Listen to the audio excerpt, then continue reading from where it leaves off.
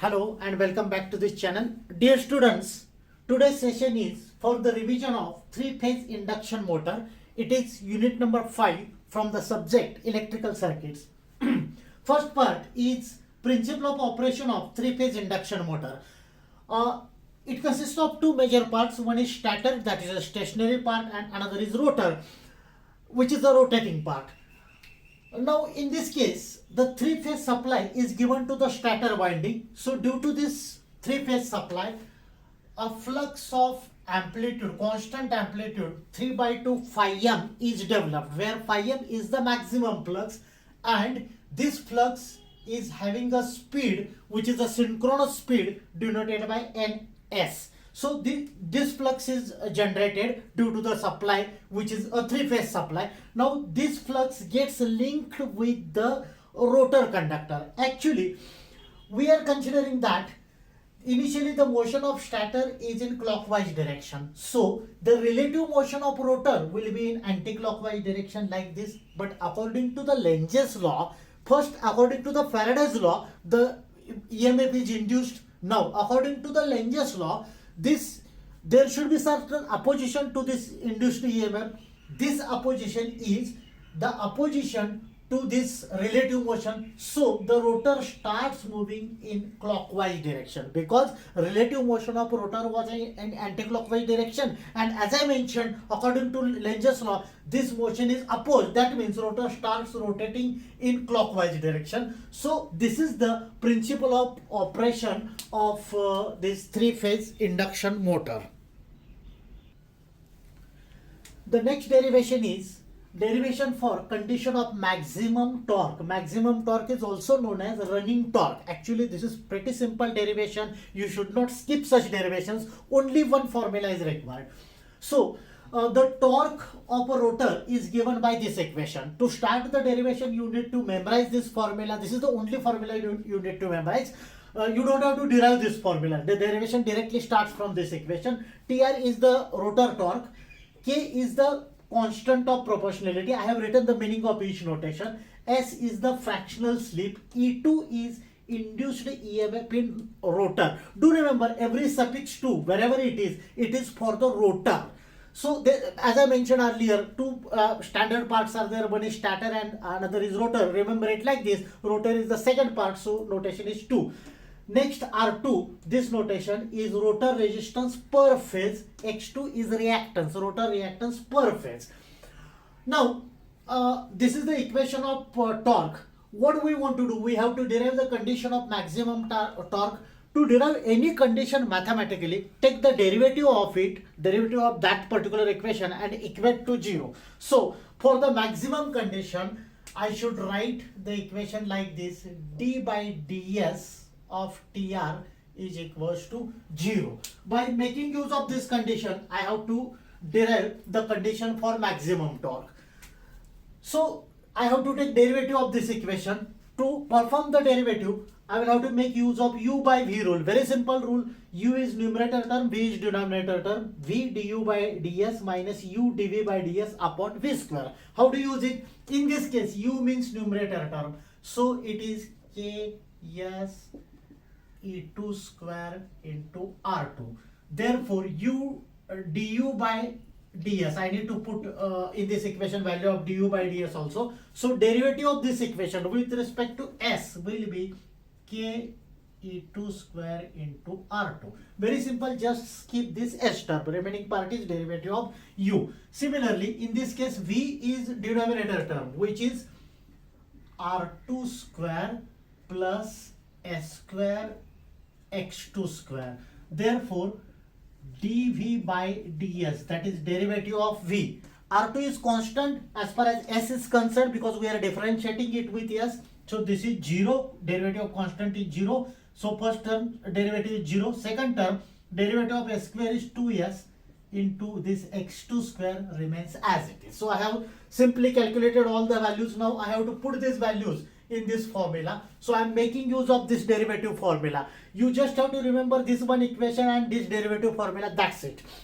So put the values v into du by ds. V means denominator term. So I will write it over here. It is r2 square plus s square x2 square. This is value of v into du by ds. I have calculated all the values. Du by ds is k e2 square r2 into k e2 square into r2. This is first term v du by ds minus u. U means numerator term as it is. So it is k s e2 square r2 into derivative of v, that is dv by ds. So into 2s x2 square. This is the second term minus u. U means this term, numerator term, into dv by ds. I have put the values divided by, before that at the RHS I have equal to 0. Actually it is divided by v square. V square means this entire term square. I will simply write it v square, but at the RHS I have 0. So if I will transfer this term at the RHS, it becomes 0. So I am skipping this term. Actual formula is divided by v square. So as I mentioned, if you divide it by some term v square, and if you transfer this v square, it will get multiplied by 0. So ultimately it becomes 0. So let us simplify this. So I will multiply this each term with this k e2 square r2. So it becomes r2 square k e2 square r2. First term is getting multiplied with this, plus multiply second term with this. So it is s square x2 square into k e2 square r2 minus this term remains as it is, k s e2 square r2 into 2s x2 square is equals to 0. Now check out for similar terms. So I have ks. So this becomes, this s into s can be written as s square. So I will modify it over here itself. So it becomes 2s square. Now this is 2s square r2 x2 square into e2 square into k. So observe these terms. This is one term minus this. There is a 2 times factor.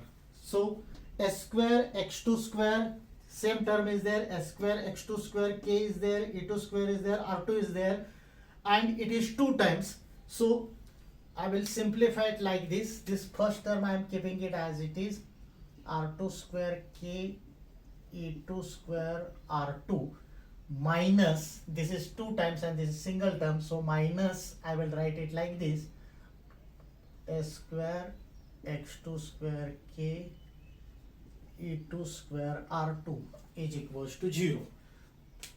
Now divide entire equation by this term. We have this term r2. So divide both sides. I will write it over here. Divide by k e2 square into r2. So if you perform this division, equation will be, I have to divide by k e2 square r2. So this becomes r2. One r2 gets cancelled. K e2 square r2. This entire term gets cancelled. This is k e2 square r2. So this r2 square remains as it is, minus s square. I am dividing it by k e2 square r2. So this term gets cancelled, minus s square x2 square is equals to 0. So this gives me the condition r2 square is equals to s square x2 square is equals to 0. From this I can write r2 square is equals to s square x2 square. So this is the condition which is in terms of square. Simply I can write it like this, r2 is equals to s into x2. R2 is the rotor resistance per phase, x2 is the rotor reactance per phase. So if you follow this condition, at this condition there will be a maximum or running torque.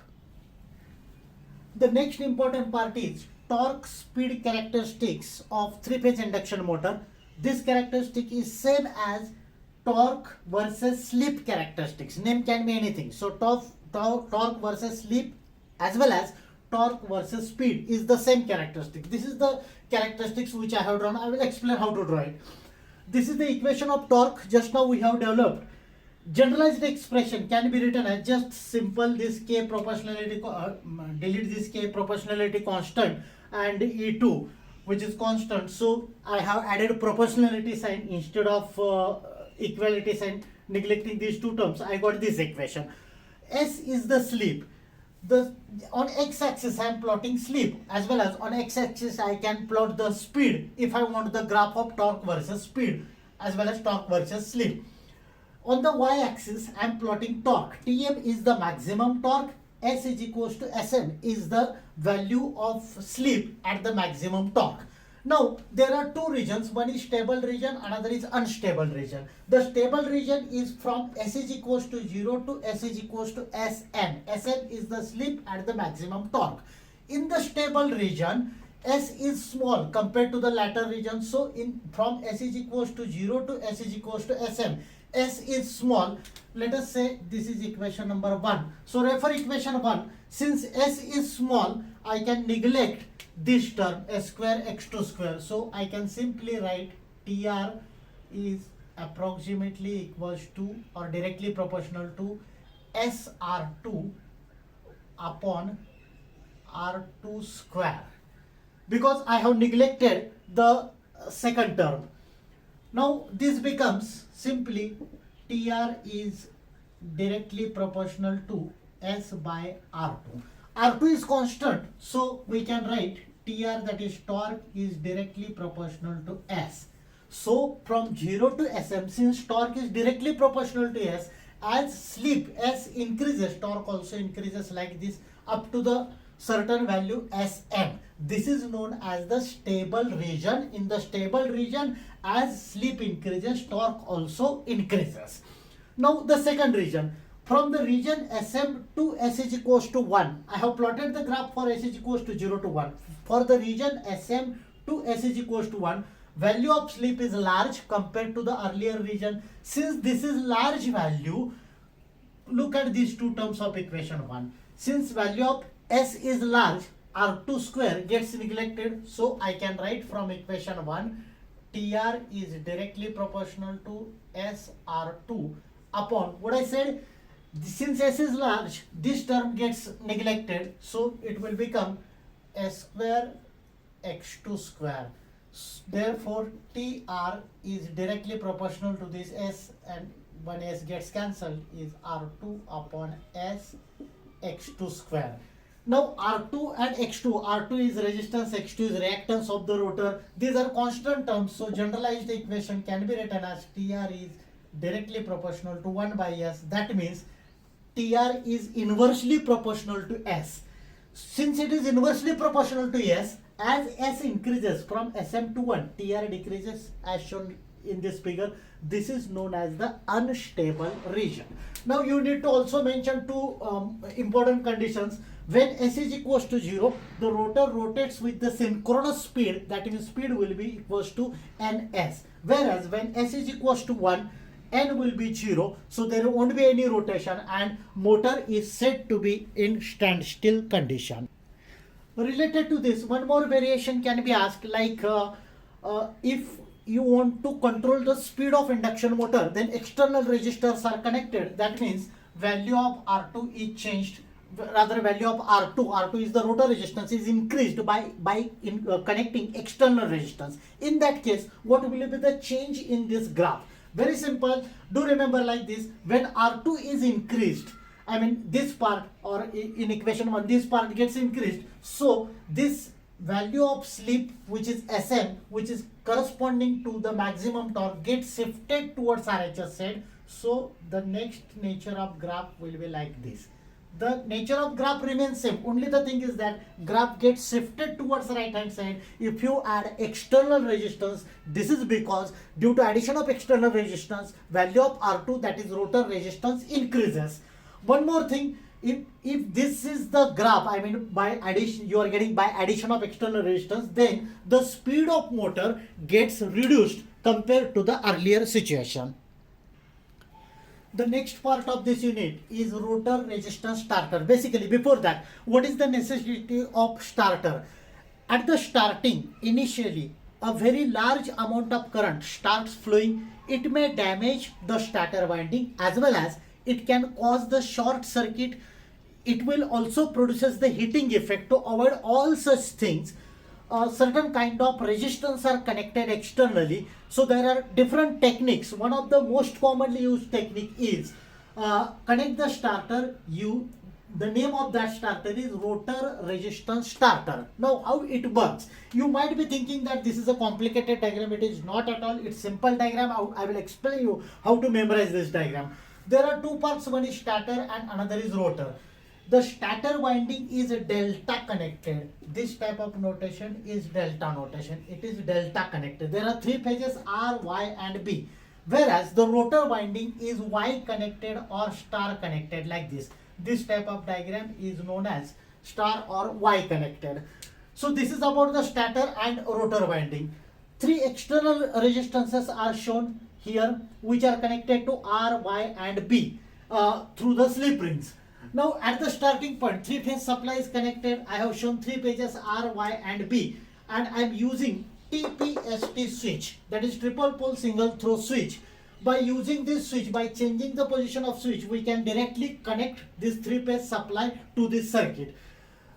At the starting, whenever this switch is made on, at the starting, the position of resistance is adjusted manually at the starting position, so maximum resistance will be added. In another language, at the starting point, all these resistances which are externally connected will get connected with each phase R, Y and B. So it will help us to reduce down the phase current of stator as well as rotor winding. Along with this, the another advantage of this technique is if you are connecting external resistance of having certain larger values, then the power factor of stator and rotor winding is improved, which will produces high torque at the starting of motor. Now when the rotor starts rotating, if it achieves the speed of 80%, then the slightly value, this position of this external resistance is changed and value is adjusted, the value is minimized. When the motor starts running at its normal speed, then all these positions are connected over here at the run position. That means no external resistance will be connected. How these connections are made? Very simple. There are three phases R, Y, B. Look at the diagram. R is directly connected to R winding. Here I have written the names R, Y, B. Y is connected to Y, B. This is connected to B winding. Same logic, this is for the stator to which I am applying the input three-phase supply. Similarly for the rotor winding, same logic, R, Y, B, I have marked R is connected to, this is R, Y, B. Same polarity, R is connected to R, Y is connected to Y like this, and B is connected to B. And three external resistors are used. I have shown the slip rings. So this is one of the techniques which is used to avoid the damage of stator winding as well as stator circuitry, or you can say in short the entire AC machine or three-phase induction motor. So this was the last part of this unit.